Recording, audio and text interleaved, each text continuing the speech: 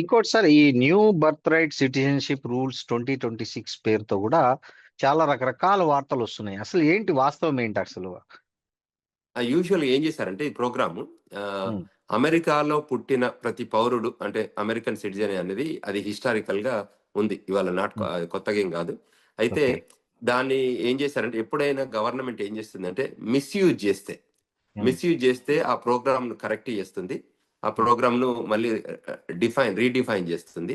So అది ఏ ఉమ్, రకంగా apply అవుతుందని చూస్తుంది. ఇక్కడ ఏం జరిగిందంటే ఉమ్, విజిటర్ గా వచ్చిన వాళ్ళు, కంట్రీ నుంచి రకరకాలుగా గోడ దునికి వచ్చిన వాళ్ళు, టన్నల్ నుంచి వచ్చిన వాళ్ళు, విజిటర్ వీసా మీద నుంచి వచ్చిన వాళ్ళు, వీళ్ళంతా ఇక్కడికి వచ్చి ఏం చేస్తున్నారు, డెలివరీ చేసి మళ్ళీ వెనకకి వెళ్ళిపోతున్నారు. ఉమ్, సో ఏమవుతుందంటే పిల్లలు ఒకసారి ఇక్కడ పుడితే ఏమవుతుందంటే వాళ్ళ పేరెంట్స్ కి కానీ, వాళ్ళ రిలేటివ్స్ కానీ, వాళ్ళ ఫ్యామిలీ ఎక్స్టెండెడ్ ఫ్యామిలీ అందరికి కూడా గ్రీన్ కార్డ్ వచ్చే అవకాశం ఉంటుంది. ఉమ్, అది ఒక ప్రోగ్రామ్. దాన్ని ఈ రకంగా మిస్యూజ్ చేస్తుంది. అంటే um, global community, not only అవును. ఇండియన్స్, నాట్ ఓన్లీ ఎస్ ఎస్, మెక్సికన్, అవునులేండి, అవును. ఎవ్రీ వన్ అందరు కూడా ఏం చేస్తున్నారంటే మేము బర్త్ రైట్ సిటిజన్షిప్ ఇస్తే మీరేం చేస్తున్నారు, బర్త్ టూరిజం చేశారు అనేది అమెరికన్ గవర్నమెంట్ అది గుర్తుపట్టింది. ఒక రకంగా వాస్తవం కూడా. అది ఒక కరెక్ట్, రకంగా వాస్తవం, అవును. కరెక్ట్. సో ఉమ్, అది అంటే ఎప్పుడైనా కూడా అంటే మేము హిస్టారికల్ గా చూసాం కండి, కంట్రీ ఎప్పుడైనా రూల్స్ పెడుతుంది, ఉమ్, రూల్స్ బ్రీచ్ చేస్తే ఏం చేయాలి, మళ్ళీ కొత్త రూల్స్ పెట్టాలి కదా. సో అందులో 100%. భాగంగానే అంటే బ్రీచ్ ఒక +−3% అయితే చూసి చూడనట్టు వెళ్తారు, కానీ అవును, +−90% అయితే ఖచ్చితంగా చేంజ్ చేసుకుంటారు. చేంజ్ చేసుకుంటారు. అందులో అవును. భాగంగానే ఉమ్, బర్త్ రైట్ ఇవాళ కొత్తదేం కాదు కదా. ఇక్కడ ఈ ఉమ్, కంట్రీలోకి వచ్చి ఈ ల్యాండ్ లో పుడితే ఇంత బ్రహ్మాండం, ఈ కంట్రీ ఎంత గొప్పగా ఉందంటే మనకి చాలా facilities. It's a democratic country, it's not a correct. Um, Kingdom ఉండే రాజరిక ప్రభుత్వాలు కాదు కదా. సో అవునవును. మన వాళ్ళు ఇవాళ ఎంత స్థాయి కంటే అంత స్థాయికి వెళ్ళే పరిస్థితిని ఇవాళ కమలా హ్యారిస్ వైస్ ప్రెసిడెంట్ గా మనకు రన్ చేసుకునే స్థాయి తీసుకొచ్చారు కదా. సో ఇట్లా ఈ అవునండి. సిచ్యువేషన్ ఉన్నప్పుడు అంటే ఇక ఈ కంట్రీలో పుట్టిన వాళ్ళకి ఎన్ని రకాల రైట్స్ ఉన్నాయి, గవర్నర్స్ అయితే ఉన్నారు, కాంగ్రెస్ మెన్స్, సెనేటర్ కాగలిగే అవకాశాలు ఈ దేశంలో ఉన్నాయి. అంటే ఉమ్, ఏదో దేశం నుంచి వచ్చిన వాళ్ళే అవుతున్నారు కదా. అవునండి. ఇప్పుడు ఒబామా ఉంది, ఒబామా ఎక్కడి నుంచి వచ్చారు ఏంటి అని అందరూ చూస్తే మోస్ట్ ఆఫ్ ద వాళ్ళు ఇమిగ్రెంట్సే కదండి. అవును. ఇమిగ్రే వాళ్ళ ఫాదర్స్ మదర్స్ ఫస్ట్ జనరేషన్. ఇప్పుడు vice president correct. JD Vance wife వాళ్ళ పేరెంట్స్ ఇండియా నుంచి వచ్చిన వాళ్ళు, అవును. తెలుగు వాళ్ళు. అవును. సో అంచేత అనేది ఏంటంటే మనకు ఈ కంట్రీ ఇట్ వెల్కమ్స్. ఇప్పుడు F1 ప్రోగ్రామ్ అనుకోండి, H1 ప్రోగ్రామ్ అనుకోండి, ఈ కంట్రీ ఇప్పుడు ఉమ్, ట్రంప్ ఉమ్, 2.0లో ఏంటి క్లియర్ ఉమ్, గా చెప్తున్నారంటే ఉమ్, ప్రపంచ వ్యాప్తంగా ఉన్న క్రీమ్ మాకు కావాలి, ఈ దేశానికి కావాలి. మీ దగ్గర ఎక్స్ట్రాడనరీ టాలెంట్ ఉందా చెప్పండి, మేము తీసుకుంటాం, ఏదో ఒక ఉమ్, ప్రోగ్రామ్ లో ఇండక్ట్ చేసుకుంటాం, మా కంట్రీకి వెల్కమ్ చెప్తాం. ఉమ్, లేదా మీ దగ్గర ఎక్స్ట్రాడనరీ డబ్బు ఉందా, మా కంట్రీకి రండి, మా కంట్రీలో ఇన్వెస్ట్ చేయండి, మా కంట్రీలో ఎంప్లాయ్మెంట్ క్రియేట్ చేయండి, మాకు ఎంప్లాయ్మెంట్ క్రియేట్ చేయడం రూపకంగా కూడా మేము మీకు గ్రీన్ కార్డ్స్ ఇస్తాం. ఉమ్, సో ఈ 2 ways రూపకంగా రండి, కానీ మా దగ్గరకు వచ్చి మా రూల్స్ ను బ్రీచ్ చేస్తాము, మేము ఇక్కడ గోడ దునికి వస్తాము, లేకపోతే టన్నల్ రూపకంగా వస్తాము, ఈ కంట్రీ ఎకానమీని మేము మిస్యూజ్ చేస్తాము, ఈ కంట్రీ ఎకానమీలో మేము ట్యాక్స్ పే చేయము, ఇక్కడికి ఉమ్, వచ్చి మేము ఇల్లీగల్ గా ఉంటాము, ఓవర్ స్టేగా ఉమ్, ఉంటాము అంటే ఏ కంట్రీ కూడా వెల్కమ్ చెప్పదు కదా. ఏదో ఒక రోజు ఇప్పుడు ఐస్ ఉమ్, ఇమిగ్రేషన్ కస్టమ్ ఎన్ఫోర్స్మెంట్ ఇప్పుడు రోడ్ల మీద పడి తిరుగుతున్నారు. కరెక్ట్. ఎక్కడ సిటీలో ఎక్కడ దొరికితే అక్కడ వాళ్ళని అరెస్ట్ చేస్తున్నారు, జైలుకు ఉమ్. పంపుతున్నారు, డిపోర్ట్ చేస్తున్నారు. సరే, సో ఇప్పుడు ఇప్పుడు ఇప్పుడు మనం మాట్లాడుకుంటున్న టాపిక్ ఏదైతే ఉందో, new citizenship, birth right citizenship, దాంట్లో ఏమైనా కొత్త ప్రతిపాదనలు పెట్టారా? మార్చుకుంటారు కదా అనేది మనం మాట్లాడుతున్నాము.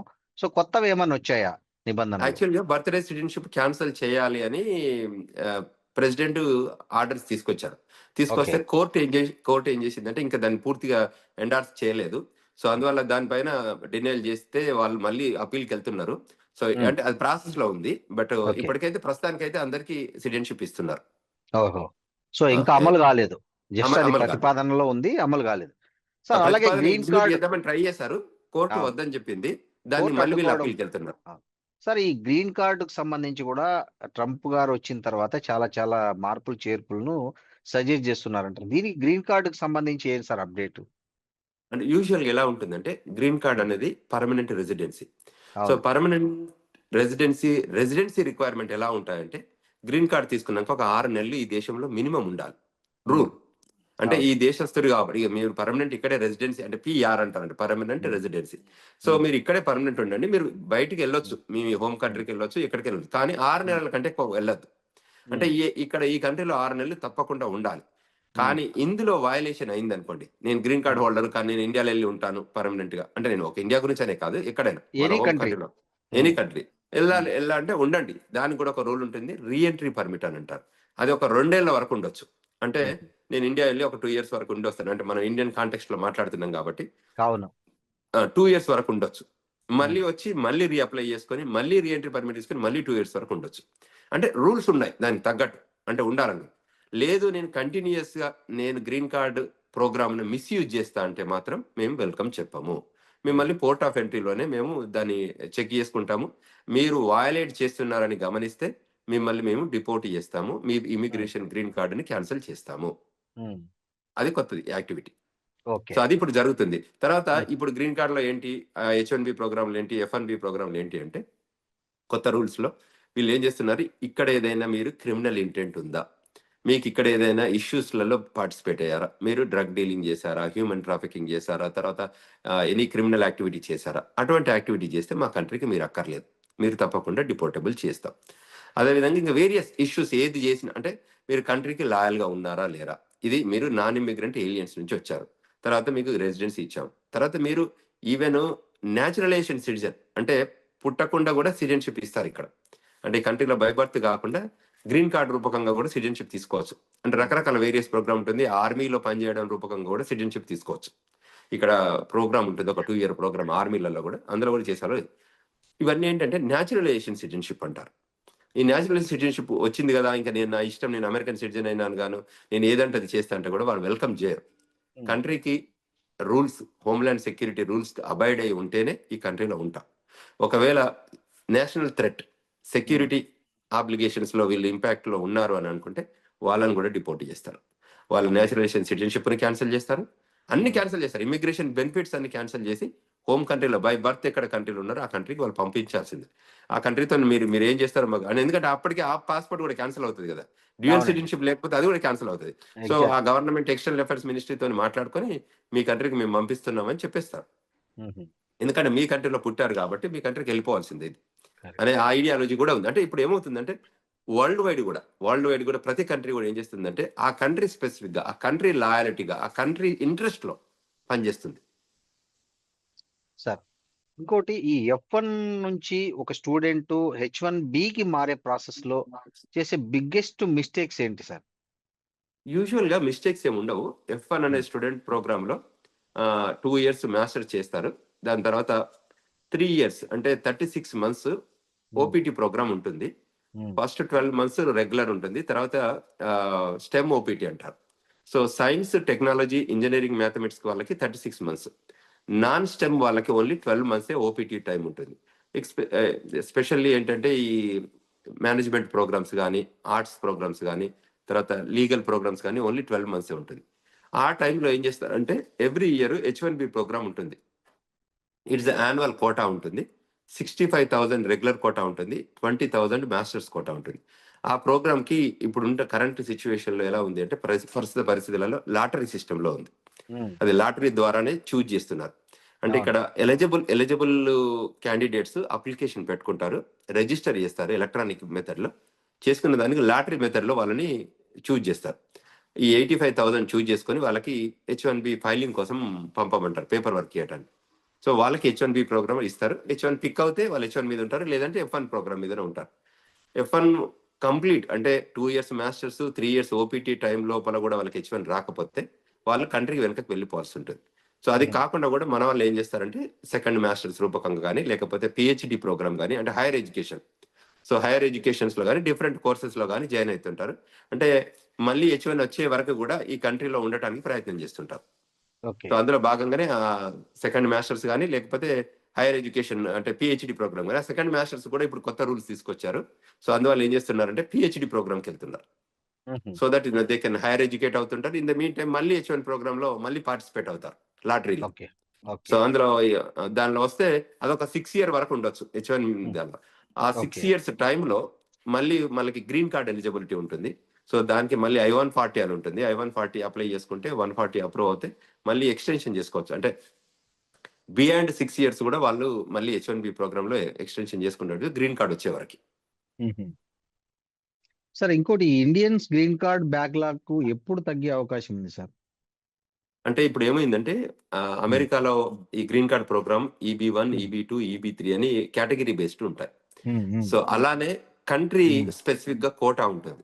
ఎవ్రీ ఇయర్ ఇచ్చే గ్రీన్ కార్డులలో ఈచ్ కంట్రీ అంటే ఒకే కంట్రీకి మొత్తం గ్రీన్ కార్డులు ఇవ్వరు. ఇవ్వడం వల్ల ఏమవుతుందంటే అది ఇంపాక్ట్ అవుతుంది. సో వాళ్ళకి ఏంటంటే పర్ కంట్రీ క్యాప్ ఉంటుంది. సో ఆ క్యాప్ లోపల ఉండాలి. సో ఇండియా వాళ్ళు ఈ గత 15-20 సంవత్సరాల నుంచి చాలా మంది రావడం వల్ల మనం చైనా వాళ్ళు వాళ్ళకి రావడం వల్ల ఎక్కువ ఏంటంటే ఈ వెయిట్ లిస్ట్ అయ్యారు. చాలా మంది వెయిట్ లిస్ట్ లో ఉన్నారు ఇప్పుడు. So as the time progress ఇప్పటి వరకు అయితే రూల్ చేంజింగ్ కాలేదు. బ్యాక్లాగ్ గ్రీన్ కార్డ్స్ కొన్ని మూవ్ చేస్తారని ఇంకా రకరకాల యాక్టివిటీ చేద్దామని జరుగుతుంది, కానీ రియాలిటీ కావట్లేదు. బట్ ప్రస్తుతం ఉన్న దానిలో మనకి 2012 నడుస్తుంది. ఇప్పుడు ఇంకా 14 years బ్యాక్లాగ్ ఉన్నట్టే లెక్క ప్రకారం, అటు ఇటుగా 1 year అటు ఇటుగా. సో కొంతమందికి సో ఇది పెరగొచ్చు తగ్గొచ్చు. అప్పుడప్పుడు ఏం చేస్తుందంటే USCIS కొంచెం ఓపెన్ అప్ చేస్తుంది. సో గ్రీన్ కార్డ్ రాకపోయినా 485 ఎలిజిబిలిటీ ఇస్తే వాళ్ళ కంట్రీలో అప్లికేషన్ పెట్టుకుంటే అడ్జస్ట్మెంట్ ఆఫ్ స్టేటస్ రూపకంగా కంట్రీలో ఎక్కువ రోజులు ఉండొచ్చు. అంటే 10 ఏళ్ళు కావచ్చు గ్రీన్ కార్డ్ రావడం, 15 ఏళ్ళైనా కానీ వాళ్ళకి సెమీ గ్రీన్ కార్డ్ లెవెల్లో కంఫర్టబిలిటీ ఉంటుంది. సో అంచేత ఆ ప్రోగ్రామ్ అంటే ఇది ఎలా ఉంటుంది అంటే కేస్ స్పెసిఫిక్ గా ఒక్కొక్కరికి ఒక్కొక్క కన్సర్న్స్ ఉంటే వాళ్ళని మనకు రీచ్ అవుట్ కావచ్చు. We have our US immigration law firm, we can guide them, educate them, counsel them. అదేవిధంగా మనం గ్లోబల్ తెలంగాణ రూపకం కూడా చాలా సెమినార్స్, సింపోజిజమ్స్, తర్వాత కౌన్సిలింగ్, ఎడ్యుకేషన్ ఇస్తుంటాం. ఎందుకంటే వాళ్ళకి ఇమిగ్రేషన్ నుంచి నాలెడ్జ్ ఉండదు, సో ఈ గైడెన్స్ ఉండదు. సో మేము ప్రాపర్ ఇమిగ్రేషన్ అటార్నీస్ తోని వాళ్ళకి మంచి గైడెన్స్ ఇప్పిస్తుంటాం. ఆ కేస్ స్పెసిఫిక్ అంటే జనరిక్ ఉండదని షేర్ చేస్తుంటారు, యూట్యూబ్ లో చేస్తుంటారు. కానీ ఇప్పుడు వచ్చాక లాట్ ఆఫ్ కంటెంట్ మనకి వెబ్ లో ఉంది. బట్ కేస్ స్పెసిఫిక్ కావాలంటే తప్పకుండా ఒక అటార్నీతో మాట్లాడిన రూపకంగా వాళ్ళకి ఆ సొల్యూషన్ రావడానికి ఆస్కారం ఉంటుంది.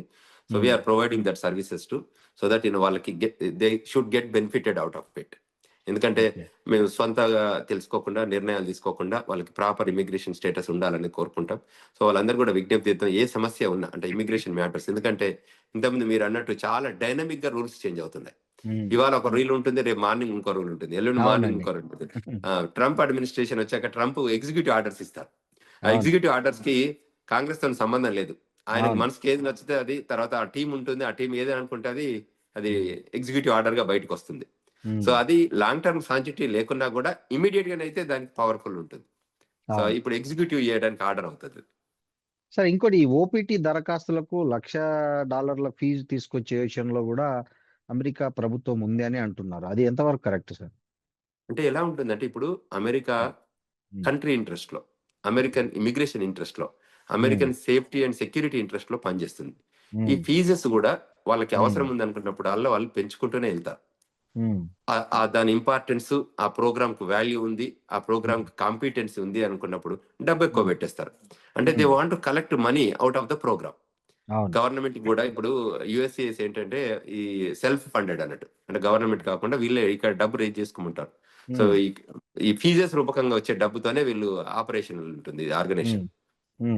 సో అంచేత సర్వీస్ అంటే ఎనీథింగ్ అంటే అమెరికాలో ఫీజెస్ అనేది ఒక కన్సర్న్ కాదండి. ఎందుకంటే ఫీజు అనేది నీడ్ బేస్డ్ మీదనే ఛార్జ్ చేస్తారు. ఇప్పుడు మాకు అప్పుడు ఏదో $75, $125 ఛార్జ్ చేశారని ఇప్పుడు అదే సేమ్ ఫీజు ఉంచలేరు కదా. సో ఇప్పుడున్న ప్రస్తుత పరిస్థితుల రూపకంగా వాళ్ళకున్న అవసరార్థం ఎలా ఉంటుంది దాన్ని బట్టి వాళ్ళు ఫీజులు పెడతారు. సో అంచేత అది నీడ్, అది ఇంకోటి అది నాట్ స్పెసిఫిక్ టు ఇండియా. ఒకసారి వాళ్ళ ఫీజు ఇంక్రీజ్ చేస్తే that is for global. So ఏ కంట్రీ రావాలనుకున్నా కూడా ఆ ఫీజు కట్టి రావాల్సిందే.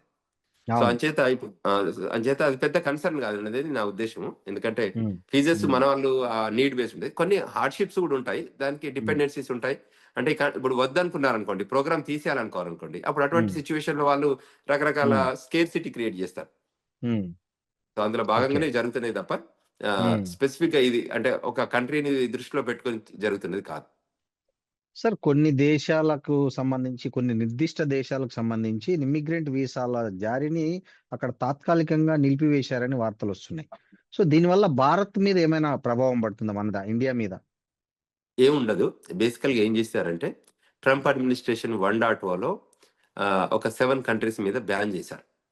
ఎందుకంటే సమ్ థ్రెట్ సెక్యూరిటీ ఉంది అనుకుని వాళ్ళు మన కంట్రీకి లాయల్ కాదు అని అనుకున్నప్పుడు డిపార్ట్మెంట్ ఆఫ్ స్టేట్ వాళ్ళని డిస్కషన్ చేసి ప్రెసిడెంట్ చేసి ఏం చేస్తారంటే ఈ కంట్రీ వల్ల మేము రానియము 6 months 1 year ఆ జాబితాలో ఏ ముస్లిం ఉన్నది? ముస్లిం ఆ జాబితాలో ఉన్న మెజారిటీ కంట్రీస్ ముస్లిం కంట్రీస్.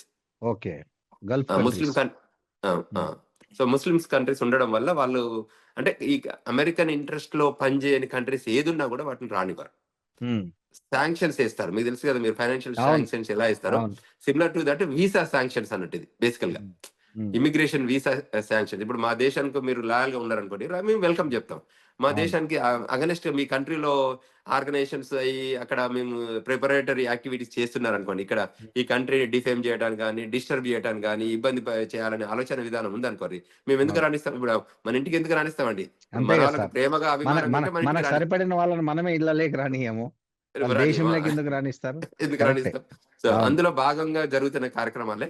హ్మ్. దానికి సుప్రీంకోర్టు కూడా ట్రంప్ 1.0 వల్ల తీసుకున్న నిర్ణయం కరెక్టే అని చెప్పింది. హుహు. అంటే ఇప్పుడు ఎవరమైనా ఈ కంట్రీ ఇంట్రెస్ట్ లో రండి. ఇప్పుడు 180 దేశాలకు, ప్రపంచంలో 196 దేశాలలో ఉంటే హ్మ్. 7, 8 కంట్రీలు ఎందుకు బ్యాన్ చేస్తున్నారు? మిగతా అన్ని కంట్రీస్ కి వెల్కమ్ చెప్తున్నారు కదా. సో ఆ అవును. కంట్రీ ఇంట్రెస్ట్, మా కంట్రీ ఇంట్రెస్ట్ లో మీరు ఉండండి, మిమ్మల్ని వెల్కమ్ హ్మ్. చెప్తాం. ఇప్పుడు నార్త్ హ్మ్. కొరియా ఉందనుకోండి, అమెరికా అవును. ఇంట్రెస్ట్ లో పనిచేయదు. సో అమెరికా నార్త్ కొరియా వాళ్ళకి వెల్కమ్ ఉండదు. అంటే సిమిలర్ అవును. గా చెప్తున్నాను. తర్వాత ఈ కరెక్టే. ఎక్కడైతే ఎక్స్ట్రీమిస్టిక్ కంట్రీస్, టెర్రరిస్టిక్ ఐడియాలజీ ఉన్న కంట్రీ లోపల జరుగుతున్నారు. అంటే కంట్రీ టెర్రరిజం కంట్రీ ఉండదు. బట్ హ్మ్. ఆ కంట్రీలో ఉన్న కంట్రీలో గ్రూప్స్, జరుగుతున్న కార్యకలాపాలు. హ్మ్. హ్మ్. కార్యక్రమాలు అమెరికాకు లాయల్ గా లేకపోతే, అమెరికా అగనిస్ట్ గా యాక్టివిటీ చేస్తే, అమెరికాకు ప్రొవోకింగ్ యాక్టివిటీ చేస్తే, దెన్ వాళ్ళ మీద బ్యాన్ చేస్తారు. వాళ్ళని రానివ్వరు. అది హిస్టారికల్ గా అంటే ఇది నాట్ టుడే, హిస్టారికల్ గా జరుగుతుంది. ఇప్పుడు జరుగుతుంది. రేపు ఫ్యూచర్ లో కూడా ఉండబోతుంది. ఓకే. ఇది ఇమిగ్రెంట్ కంట్రీ కాబట్టి యూజువల్ గా ఫ్లో ఆఫ్ కంట్రీ ఫోక్స్ వస్తూనే ఉంటారు. ఈ కంట్రీలకు హ్మ్. రావడం పోవడం అనేది కామన్. మనకు ఒక బ్రహ్మాండమైన విజిటర్ వీసా ప్రోగ్రామ్ ఉందండి. అది ప్రపంచంలో ఏ దేశంలో లేదు. ఎందుకంటే మాకు ఇమిగ్రేషన్ లా ఫర్మ్ ఉంది కాబట్టి నేను సార్. చెప్తున్నా. ఎందుకంటే ఈ 10 yeah! Years visitor visa program అనేది ఏ కంట్రీ కూడా ఇవ్వదు. దట్ హ్మ్. ఈస్ ఎ గ్రేట్ ప్రోగ్రామ్ చెప్పాలంటే. అవును. అవును ఒకసారి సార్. మీకు వీసా ఇస్తే 10 సంవత్సరాలు మీరు వచ్చి 6 నెలలు ఉండేటట్టు 10 ఏళ్ళు ఉండే వీసా ఇవ్వడము చాలా గొప్ప విషయం. ఏ కంట్రీ హ్మ్. కూడా అంత ఇవ్వదు. చాలా అవును. స్పెసిఫిక్ గా ఉంటది. మీరు ఎన్ని అవును. రోజులకు వస్తారు? నెలకా, 2 నెలలకా? 2 నెలలకే ఇస్తారు వీసాలు. కరెక్ట్. కరెక్ట్ 6 అండి. నెలలకే ఇస్తారు. 10 హ్మ్. Years very rare. ఇదొకటి ఇస్తుంది. యూకే ఇస్తుంది. హ్మ్. యూకేలో కూడా 10 ఇయర్స్ వీసా ఉంటుంది. మనం రిక్వెస్ట్ చేస్తే ఫీజ్ ఎక్కువ కడితే ఇస్తుంది. యూజువల్‌గా అది 3 ఇయర్స్, 5 ఇయర్స్ అలా ఉంటుంది. బట్ 10 ఇయర్స్ రిక్వెస్ట్ చేస్తే వాళ్ళ బ్యాక్‌గ్రౌండ్ చెక్ చేసుకొని వీళ్ళు మా కంట్రీకి లాయల్ గానే ఉన్నారు, బాగానే ఉన్నారు అనుకుంటే వాళ్ళకి కూడా 10 ఇయర్స్ ఇస్తారు. హుహు. సో ఆ program B1, B2 program is a great program for America. Okay. Thank you sir. Thank you very much. Yeah! Thank you. నమస్కారం.